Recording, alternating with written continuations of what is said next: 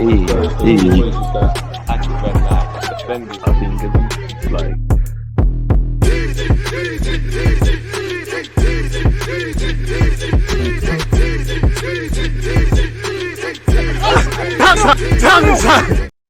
People, Deluded, I'm back again as usual. Good morning, good afternoon, good evening, and in some cases, good night. Let's see what Mikel Arteta has said in his press conference and what the newspapers are saying regarding the football club we know and love. Make sure I touch the right side, the cannons. Arsenal closing in on 15 million euros move for Belgium star in transfer blow to Barcelona.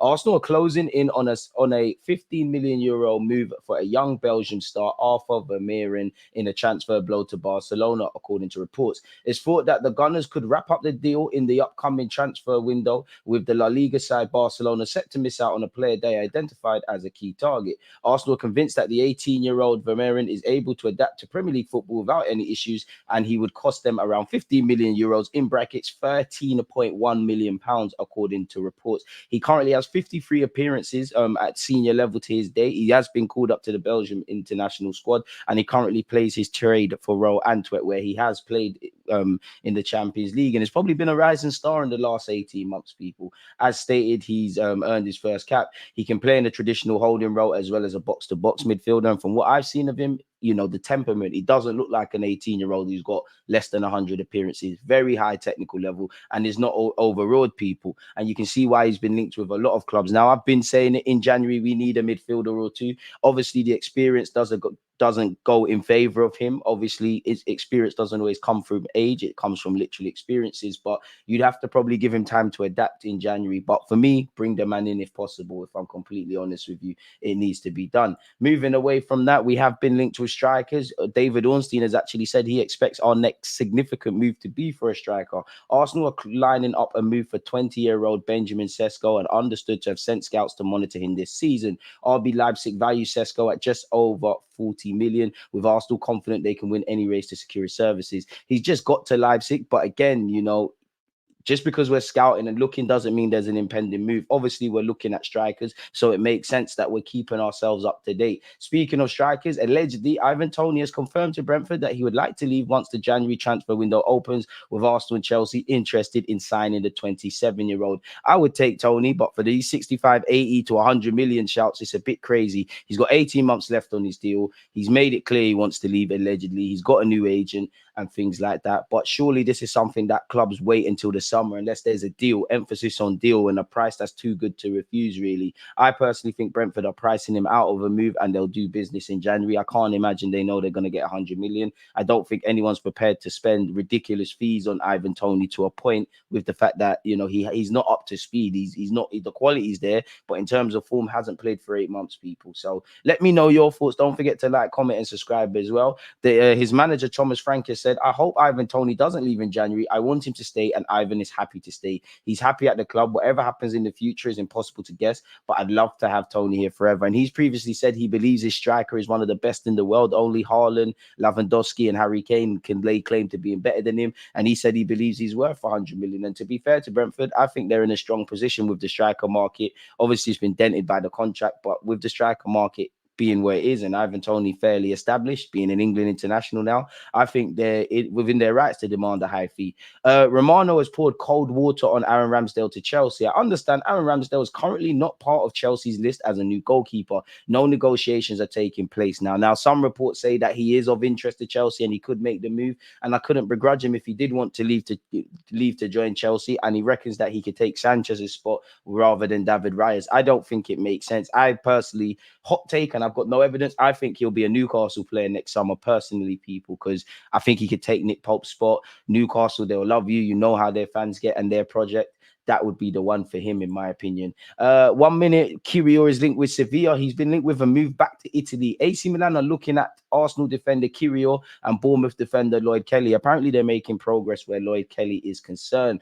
Let's see what Mikel Arteta has said in his press conference on the eve of the Newcastle game. On the analysis from Wednesday's defeat, which was our worst performance of the season, every time you have a defeat, it takes a few days to get over, but the full focus now is on Newcastle. There are obviously things that we have to do much better in the game, especially the way we competed and the way we conceded the goals. I don't think the scoreline reflects what happens in the game, but we should have done much better. It might not, but fundamentally, fundamentally, that's what happens. We could say there's been times we've had a fair score line to us and it might not reflect the whole game, really.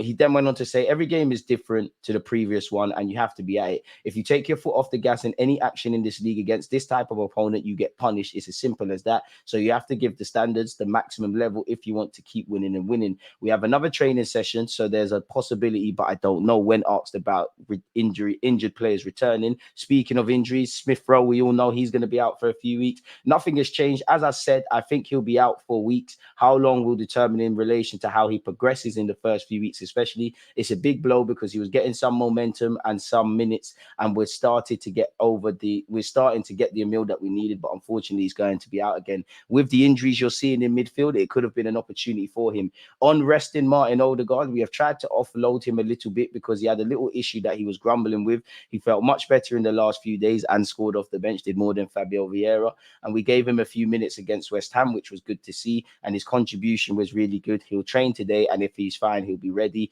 On his reflection of the start of the season, it's very early and we have to go game by game. We're in a really good position and we have to continue to be there. Tomorrow we have a really tough match against Newcastle, but these are the games you have to play when you want to be at the top. On our standards potentially dropping against West Ham, it dropped especially in one phase in the second half. Amen. That 15 minutes in the second half set the tempo for what led to our demise. And then that happens. You have to compete in a different way to try to recover the momentum in the game. And we didn't do that well enough. We know the standards and we know that the way we played, especially in the second half the other day, was not good enough. On how much of a test he's expecting from Newcastle, a big one. It's one of the toughest places to go to and win. We did it last season. Hopefully we can do it again. We've done it and there's nothing new to it. We know what we're expecting. It's very clear what they do, what their strengths are, time wasting. Big up Newcastle though. And where the opportunities are for us. We try to take the game where we want. On if the squad has the confidence to do that. This is football and the next game is the next game. The next day you have to be focused, and our full focus and energy is now on beating Newcastle. He then drew praise for Eddie Howe, which he deserves it. Huge credit to him. I think he's transformed the club, the environment and the atmosphere and what he created in the team as well. They have such a belief in what they do, and that's a huge compliment to him and what they've done. On if there's similarities between the two gaffers, I don't know. Every club is different. I have huge credit for what he's done, the way he's done it and the way his team plays, and the environment he has created is fantastic. He's had a lot of support, which we all need, and now they are big contenders. On being concerned about Kai Havertz's form, obviously internally he's probably going to express concerns, but what he says to the public is a different thing. I'm not going to talk about any individual like that. We're a team, and when we play at our best, it's the team, and when we don't, I am the one who is responsible for that. We all need to try and improve every single day. On transfer fees and the inflation, I think there's been an evolution. I think we've gone from 10s to 20s to 80s to 100. There's been players who cost 220 million as well, so it's not as though we are getting used to it. It's something that's happening, and it's happening more and more often. Other clubs and other players, what we are doing there is no comment on that. On whether a manager takes into account the price tag, first of all, is what we can do to improve the team, and then can we afford it, and does it make sense in our project to spend certain money on certain players? There's a lot of work to be done. I mean, time will tell, but I would say of the signings we made in January, if I was focusing on one former Chelsea player, I'm not too sure this holds much weight. Benjamin White could be set to make his 100th appearance, and there's also talk, people, of him getting a new contract.